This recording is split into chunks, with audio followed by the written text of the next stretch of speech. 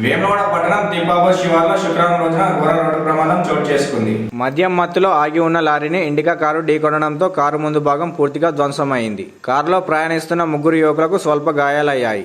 Traffic SI సముద్రాల రాజు ఘటనా స్థలానికి చేరుకొని ప్రమాదానికి గల కారణాలు పరిశీలించారు. ఘటనకు సంబంధించిన పూర్తి వివరాలు తెలియాల్సి ఉంది.